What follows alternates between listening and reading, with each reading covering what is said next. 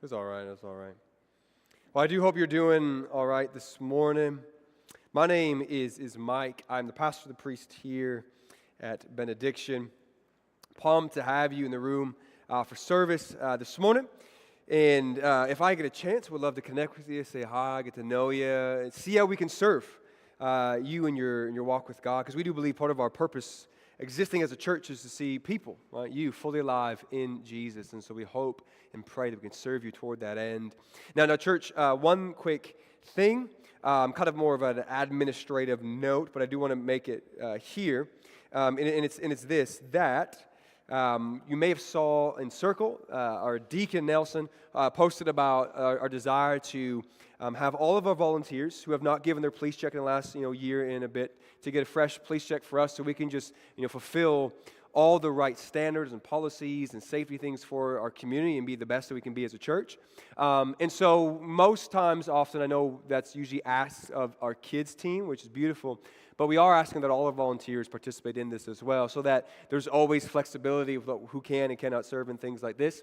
And so if you need the form for volunteers, it's posted in Circle. Please do that and get that into us. That would be amazing. And then, of course, part of our liturgy and our worship before the Lord is that we give tithes and offerings and faithfulness and devotion and discipleship and discipline and trust and love of God and what He's doing. So continue to be faithful because, of course, right, it's very practical, but it's true, right? In our collective generosity and faithfulness as a church, we can then be faithful with the mission of God and what He's given us to do and all the resources that we have. So please continue to do that. Today we come to a very beautiful story. And you know how there's like this trope in storytelling, in a lot of rom-com movies especially, right, about how a guy, right, is with a girl out of his league. You know what I mean, right? We've all kind of seen this before. It's very fun to make fun of, right? But when you think about it for a little bit, right, it seems maybe harmless at first, but if we're honest, it's actually just quite vain. You know what I mean? Right? It's very surface level judgment. We're just assuming, like, how can this thing work out? How did he land her? That whole thing. And it's fun to kind of make fun of in this idea.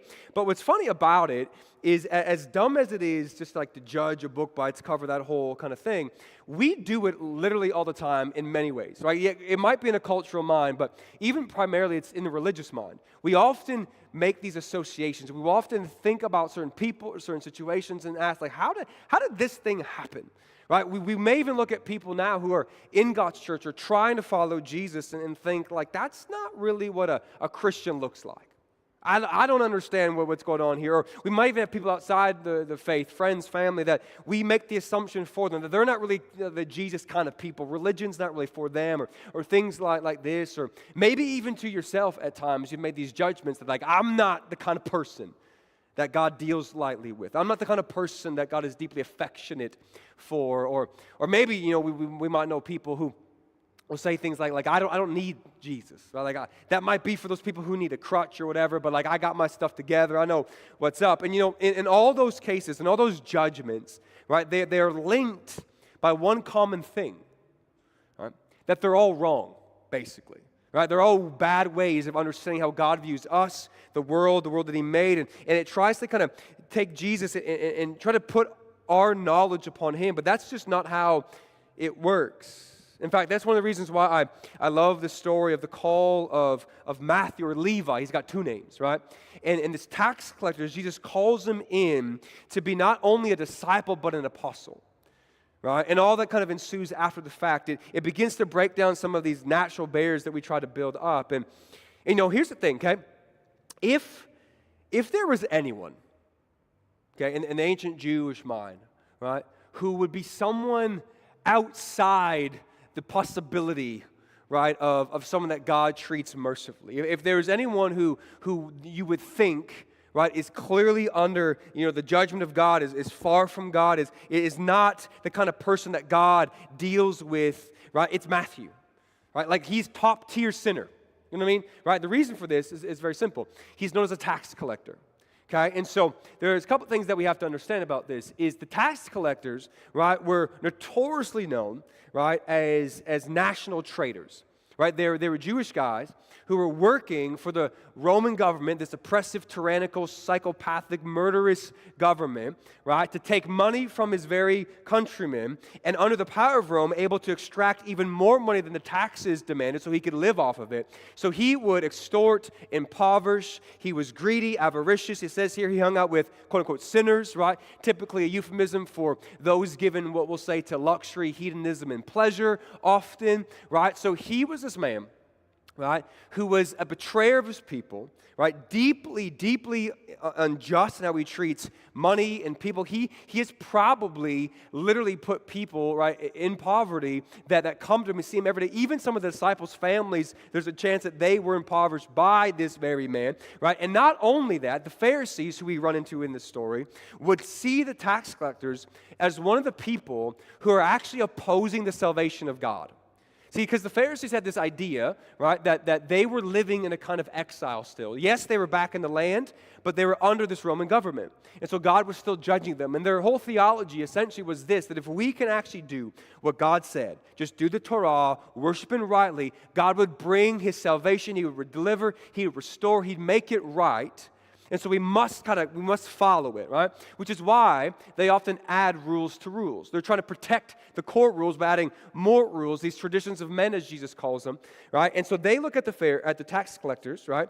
And they see people, the literal people, these Jewish people who do not obey God's law, and in so doing, the judgment of God remains on the nation because of them. So not only is there like this national economic thing, they're also an enemy to God's literal salvation of His people in their mind. All right? So I hope you can just see the picture that is being painted of these people, right? And this is Matthew. And so Jesus, he in Matthew's narrative, he just leaves this moment of healing a man and forgiving his sins, which was an act of God, and the Pharisees are all up in arms about it, and he walks out from that place.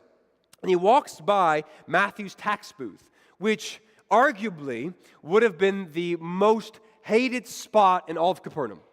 Right? The spot that no one wants to go to, no one wants to see. Right? And again, because of this, we can kind of make these connections that most likely, Peter, Andrew, James, and John, the fishermen of that area, paid taxes to Matthew. Right? Peter probably himself, at least their fathers did. As I mentioned, they've probably seen their friends, their families have to give this man money and ruin their life. Like, this is how close this is. Matthew has been not even just this generic enemy, their enemy in many ways. And Jesus walks by, right, his tax booth, right, and stops, right, and looks Matthew dead in the face, right, sees him. Maybe the only person to actually see him in a long time. And Peter, you probably know, right? Peter, he's probably there, just ready, right? Ready for the rebuke to come down on this man. Right? Why else would Jesus stop and look at him? Right? But this, as Jesus opens his mouth, right? This tidal wave of rebuke does not flow from it, but a stream of living water, said in 2 words: follow me. And the thing is, like, in those 2 words, okay, whole worldviews begin to collapse.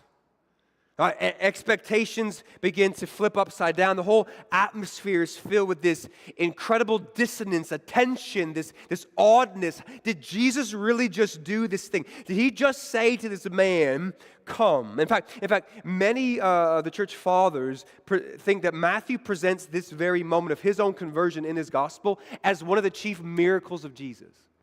That it demonstrates the majesty and the ministry of Christ Himself. Because while He was literally in His sin, doing the sin, sitting in His tax booth, probably had some lady in front of Him, had his records out, his money bags. He's literally in the act of doing this horrible, avaricious, unjust thing. Jesus sees him there, watches him in that place, and calls him out. There's this interesting thing about sight in this story that as he looks upon him. I can imagine it being very unnerving that this rabbi would look at you, would see you, especially in your place of sin, right? We're reading The Lord of the Rings to the kids, and Tolkien, he paints this picture, this one moment, where the company stand before this elf. If you don't know, just doesn't matter. But she's this gloriously beautiful elf, like Galadriel. And she's talking to them. At one point, she stops talking, just stares at them all, just sees them. Right? And after the fact, Sam, one of the hobbits, says that he felt as though he were naked. And she just knew him. I imagine that's this moment for Matthew. There's no hiding here. Jesus clearly sees him and all that is happening. He knows all that is going on. And in this moment, he yet still says, follow me. Come be part of what I'm doing. And in fact, Saint Jerome says that this whole episode was done the way that it was so that you would not despair of your own salvation. So you would know if God can rescue Matthew, if God can call Matthew, that then he can do that for your life too. That St. John says that this was to display the incredible nature of Christ's power and merciful timing to know when the tax collector would respond. And he reaches out in this moment so that we would always remember, and I think this is a key thing for us, the power of God's mercy, the dynamism of grace that makes dead things alive. That we cannot underestimate, we cannot lessen these things, that he would call into this place and revivify, and as he later says, actually heal something. Heal something in this way. And here's what I need you to remember practically, okay? Is we often will try to sit in these places of judgment, okay? It's kind of what humans do. We like patterns. Patterns make sense to us. It helps us navigate the world, and oftentimes patterns are beautiful. We need to recognize them. It's great. But what can happen with patterns too often is if they become too rigid, they become mechanisms of judgment. And what you and I need to recognize, right, is that we are not to be the judge of a person's potential for salvation, which is what we like to do. Right? Jesus says he's come for all, right? Like our job is not to judge who is ready and who's not and who can come. Like our job is to see image bearers of God and to display and to give and to speak of this message that God desires to draw all men to himself, even to my own soul, that when I get depressive or down or discouraged, that this nature of God still reaches to me, that God's intention towards me is good. As it is for everyone. He desires the salvation of all. And so we must remember that God's feeling, God's direction, God's intention, especially in Christ, right, is unswayed by my sorry efforts to be holy. Like as if I could be that by myself. See, one of the beautiful things about the gospel, right, is that because nobody in themselves is qualified, everybody is within reach. And we cannot, we should not, right, assume that this particular person or this particular kind of people or this environment is somehow against the gospel. Right? Now, does that mean that everybody is happy to hear it? To receive? Of course not. Right? Humans are humans and we have sin, as we'll deal with in a moment. But it's not our job to be the gatekeeper of the gospel. It goes out to all of us. And so my friends, for any one of us, our spouses, our friends, our family, our mothers, our co-workers, like we need to remember that they are one moment, one act of God, one word from the kingdom. And we don't know when that will come. But you know what happens after this is just as incredible. Because the story kind of shrinks things. But Jesus says, follow me. And Matthew, he goes. He goes. And we can miss kind of the drama of this moment. Now, I want to say first, right? Like most likely in the story, this is not the first time that Matthew's met Jesus. He's at least heard of him. He probably wouldn't have been invited to the houses and things because he's a tax collector. But he's heard the miracles. The rumors of this rabbi have been spreading. The miracles themselves are undeniable. Everyone just heard he just healed a man, right, who could not walk. And so there is something going on that is there within him. But as Jesus calls him, there's this immediacy to this. He literally gets up, walks out of his booth, leaves his job, his money, the record, like he leaves someone probably standing at the window and just goes and follows Jesus. Just immediately, I'm done with this, and I go toward that new place. And what we have to see is a couple things. One, that a lot of the followers see this as evidence of how the Spirit works, right? This budding faith, this prevenient grace of God that goes forth and calls and works and softens, and then there comes this moment of obviously response to this. But of course, even in that, because God is an honor of the will that He gave us, there is this moment of truth, we'll say, where Matthew still must respond. Jesus calls, follow me. All right? And in that moment, Matthew must actually do something. He must respond, right? Or stay locked in his booth of sin. See, this whole story, like, obviously, we believe literally happened. Right? Just so you know this. Right? But there's so many beautiful layers to this, because the fact that Jesus were to come and see him in this booth, and the fact that Matthew and all the Gospels make this case, that Matthew is there, he's stuck in this booth that represents not just an occupation, but literally a life of sin. It's the prison image that's happening right here. He's locked within this place, and Christ calls him out of that literal booth, that sin, that place of bondage. And rightly so, what does Matthew do? Responds without delay.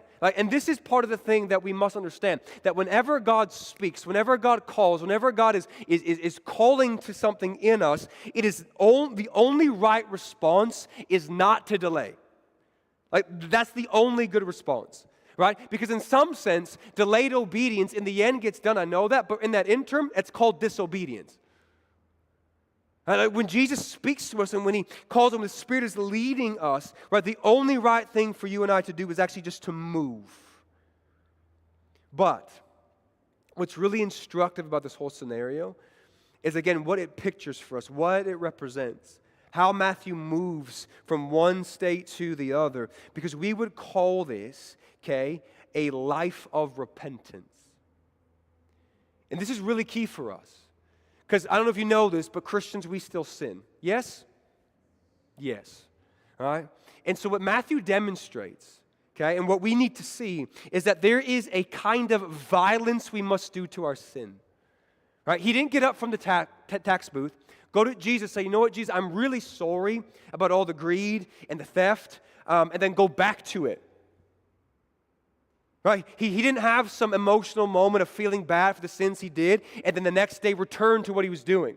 This was a life oriented in repentance. I'm leaving this thing. I'm going in a different direction. That's not the way I want to be. I literally, in this case, he left a job, a corrupt job, because he could not remain there and yet follow Jesus.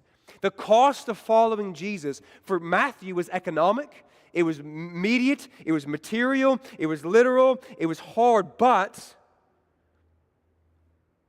obviously, what Matthew shows us is that to follow Christ is far more valuable than all these things. It would be better to become this nomad who follows Christ for the next 3 years than to remain in the luxury that he could build in this place of sin. That we would rather be a doorkeeper in the house of God than dwell in the tents of the wicked, as the psalmist says. That this is part of our perspective, but here's what happens is he does forsake something.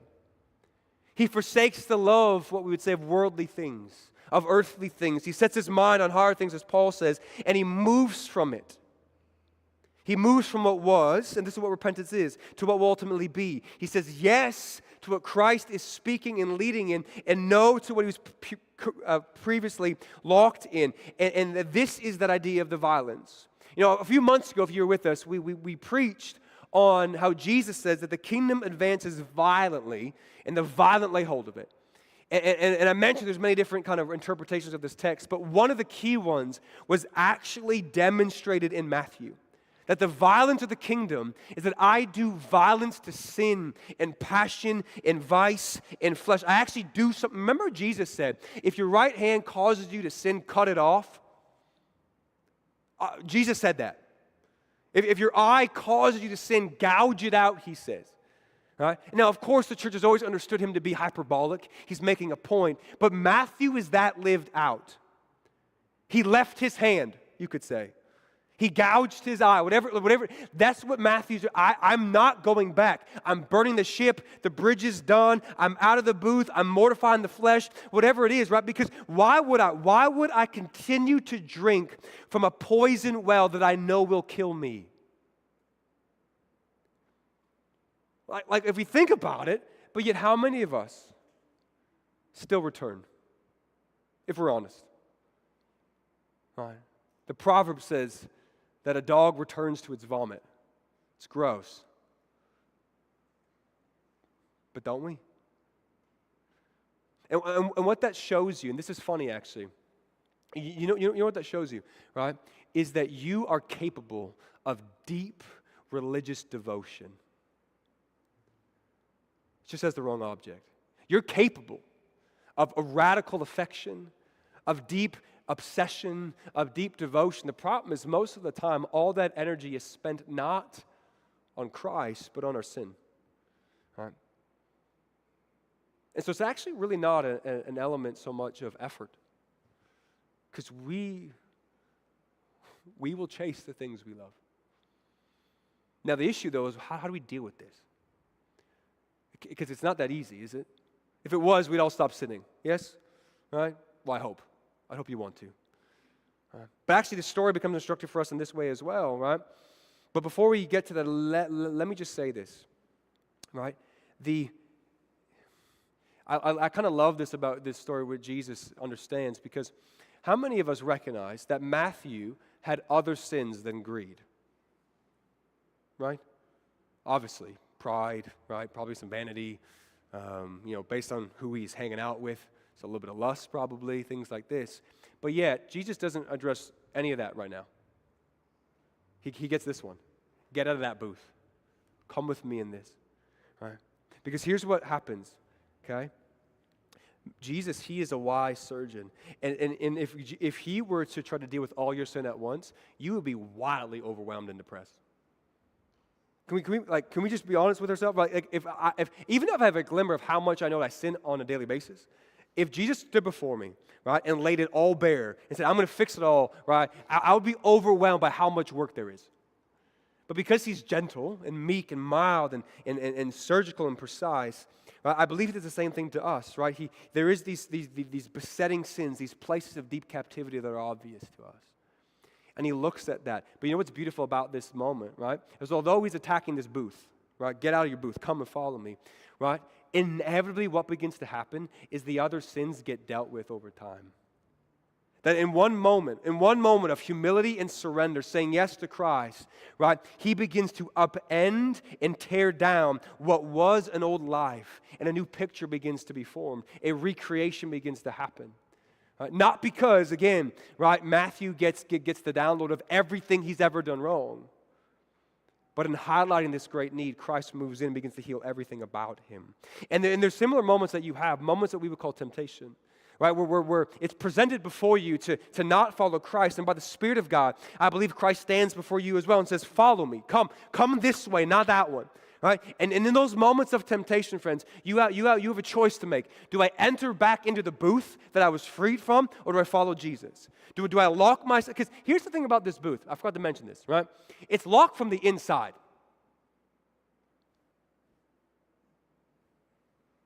Do we realize this? Like, God is not holding the door shut on your sin. He's not trying to keep you in that place. He's doing the opposite. He's beckoning you come out. Right? But we must, in those moments, take a moment of surrender and humility and say, yes, I will follow Christ. I will say yes to these. I will go against all the other things. And so hear me today, friends. Whatever booth you might be tempted to go back into, or might be currently standing in, whatever kind of prison you are in, whether it's this booth of lust or anger or bitterness or sloth, or maybe it's greed, right? Maybe it is. Maybe you're just like Matthew in this way, right? Jesus is saying to you, come out of it. And if you have eyes to see it, right, recognize that this is a Lazarus kind of moment. Right? This booth is a tomb. It's a grave. And the same thing Christ says to Lazarus, come out. In slightly different words, but same thing. Follow me. Come out of this place. Walk with me now. This is a death to life kind of moment. And so again, friends, whenever the Spirit of God is speaking to you through His Word, in that intuition, through the people of your life, you need to say yes to Him and just follow. Generically, whether it's about sin or vocation or calling, when Jesus says, follow me, can I say this again to your heart? The only right response is yes. Whether it's to walk on waves like Peter, to live a kind of life like Levi, Matthew does. Whether it's just to be exposed by Jesus and entered into healing, the right response is yes. Now again, what happens next is still we have to see, because immediately after this moment, right, Jesus goes and has a party, right, with all of Matthew's friends. Because Matthew gets it. Like, if I've been set free, everyone else has to know. So he calls all his friends, and who are his friends? Affectionately known as the tax collectors and the sinners. Right? And they all gather together. They're having this moment. And the Pharisees, again, remember, who see them all as threats to the national salvation, see now Jesus, the supposed rabbi, eating and drinking and being friendly with these enemies of the faith. And so they come in, right, and they want to try to accuse Jesus. And so the disciples kind of enter into this conversation. Jesus overhears and says, guys, I got this. Let me take care of it. And he says to them very, very, very famously, right, that I'm coming. I've come, right, to those who need a doctor. If you're well, you don't need a doctor, but the sick, right? And he says, go and learn this. I desire mercy, not sacrifice. I've come to call not the righteous, but the sinners. And immediately Jesus speaks these truths that honestly are so plain, they don't need much commentary, but yet because so, we often miss them. We can pass over what he's doing here. And he says these three things in response, and you have to kind of remember the context. Because if Jesus could hear the Pharisees discussing with the disciples, and he decides to speak into that conversation, then you know everyone at the party is hearing what's going on right now. And Jesus says, I have come, right, to these sick people. They all hear him calling them sick. It's a little awkward for the party now. You know what I mean? Right? But Jesus understands something. Jesus understands, right, that truth is what sets people free. And that they actually need healing. Right? So when he says that they are sick and need a doctor, right? He's implying, obviously, a need for healing, a need for this. But then also what he's doing is he's showing us a metaphor, you might say, for how sin actually works in us.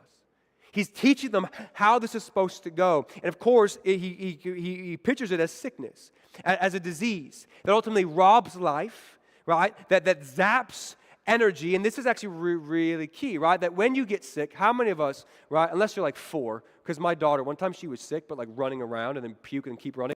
That's generally not how this goes, okay? You actually get more tired, right?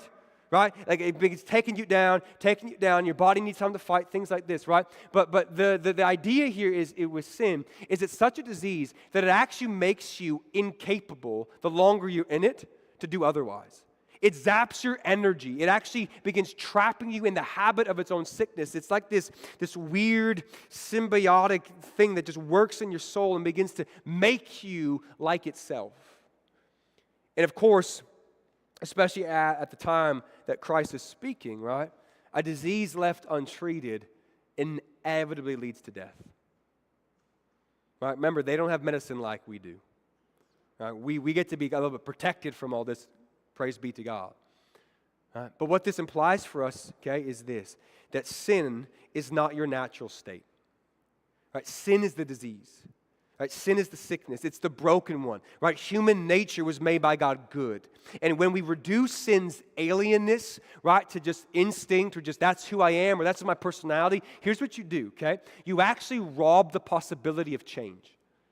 Because if sin is just who you are and it's just wired into, if it's just our instinct or whatever, then what it does is it removes the responsibility and the agency, and it gives me an excuse just to continue being destroyed. It actually removes the hope. So when we talk about sin being this alien thing, this foreign thing, this corruption, this bad thing that exists but is not how it ought to be, what we are actually positing as well is this, that there actually is meant to be healing for us. There's meant to be healing in this way. And so when we understand that we have been enslaved by passions that bring death, that sin, right, is a disease that's disordered us and tyrannized us, that we are under captivity to something, then we begin to see its true power, what it actually is. That no, friend, you are not meant to be angry forever. That your personality isn't just, discouraging and pessimistic, right? That you're nitpicky or whatever it is, right? That's actually not you. That's a corruption of how God made you, which is the very thing that Christ came to save us from, the tyranny of death. Because that's what sin does, right? The most uncontroversial thing I can say is that sin leads to death. Honestly, the reason why I say that is because you don't even need the Bible to prove that to you, right? You can look at history, right? Or you can just look at your own life. Right? And I don't have time to expand upon it today, but just if you actually study the history of the world and you think of the people groups and how they dealt with things before Christ and after Christ, it's a wildly different world because of what Jesus did. But even in your own life, just think about you. Don't think of anyone else. Just think about yourself for a second, the relationships you have and the networks that have been built. If you gave yourself over just unbridled anger, just gave yourself into it, do you think life would come from that? Think you'd have good relationships, good family, good house, good. If you gave yourself to just lust, if you just gave yourself fully in, how much life is coming from that? In fact, quite the opposite. If you gave yourself to greed, to slander, to gossip, to envy, to vengeance, to judgment, to fantasy, like if you can just imagine, if I just give myself over to these sins, what happens? Death, always. Right, always. Now, here's the thing, okay? I admit it, right? The first bite of sin always is alluring because it's always pleasurable or powerful or it makes me feel big and whatever. But hear me today, it doesn't matter what the first bite tastes like. The last one is always bitter. That's always what is going to happen. And we have to remember the reality of what sin is. It is always disease. And so therefore, of course, we need a Savior. That's kind of the point. He is the doctor. That's the image here. He is coming. He's moving in to actually bring the right healing, to attend to us. Because here's the problem with us, you and I. We are very good at medicating symptoms. You're actually probably an expert in it. You know how to manage the surface level things. In fact, many of us can hide those sins between things and under things. And we can shift our focus from a less bad vice, from this one to that one. But here's the problem, right? Unless the actual sickness is dealt with, symptom management is just denial. Right? It literally is like someone who has a gunshot wound and says, hey, can I please get a Band-Aid? Great. Right? That barely stops the bleeding. Oh, but I'm good now. Right? We know this is ridiculous, but yet when it comes to sin, and this is why I said earlier, right? It reveals for us that we have a very deep proclivity to religious devotion. The issue is it's the wrong thing. And that's where we need this external force, this power from without to move within us, to infuse us with His very life and grace and power that we might actually become like Him. And He says, I have not come for the righteous, but the sinner. And ironically, what that means is all of us are sinners. He's calling out the Pharisees who don't see their sin. It's meant to be kind of this backhanded, underhanded moment of I've actually come for those who can admit it. You think you're righteous, but you don't see clearly. That's the problem. I see you. I know you. I can see through all of these things. And in fact, one of the worst hypocrisies is the righteous one who doesn't understand how much of a sinner they are. We often are so much like these Pharisees. And hear me today, because Christ is merciful, He has come, He has moved in, He is seeking to save the lost because it's His heart. Any other opinion of God is to debase Him. He desires this. Now here's the thing, and He has come with a course of treatment. He has given us the way to healing. All right. Now here's what I want to say though. Okay? His treatment, as I've made the case many times, is not easy. It's actually quite painful, right? And here's the thing, the reason why it is because no matter the form it takes, no matter what kind of medication you get prescribed or which way, the common ingredient in all of the medications of Christ is this: humility. One of the very things that we do not want. But if you would like to grow in faith, if you'd like to get healed, right, you must walk upon the road of humility. You must be able to bend before Christ, admit what is true, receive of His help, follow in His ways, repent when we fail, and constantly be brought back to the mercy of God. And this is why He says, I desire mercy, not sacrifice. You must learn this. And I want to end our time with this thought. Because Jesus here, He's quoting from Isaiah. We actually read it, Hosea 6, right? That I desire steadfast love and mercy, not sacrifice. And of course, by the way, Jesus is not saying that God does not want sacrifice. He's not saying all of a sudden now, all that I prescribed in the Torah, I don't want any of that. That's not the point of that. The point is this, okay? What the Lord actually desires of His people is not empty worship, empty religion, empty rituals and devotions. He actually wants genuine likeness of Him. He wants us to be whole. He wants us to act in alignment with Him, to actually have mercy because we have received it. In fact, in this moment, right, mercy, compassion of the Pharisees would have been to go and eat with those very same people, to go and be with them, to move with them, to see who they are, to see what is coming. And in fact, like this is the whole point. He's calling all of us, right, to this. And we have to remember that the Pharisees, right, later on, He calls them out, right, because He says that they'll tithe on mint and dill and cumin, but they will forget the weightier matters. Justice, He says, and faithfulness and mercy. Not trying to decry the tithing. He says that's fine, but you're forgetting the real heart of this.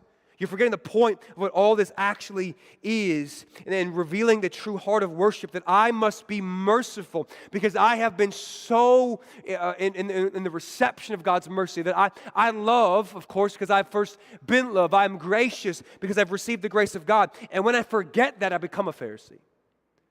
When I forget how deep my salvation was and how far Christ had to reach down to save me, the booth that I was set free from, when I forget that, that's when judgment begins to move in.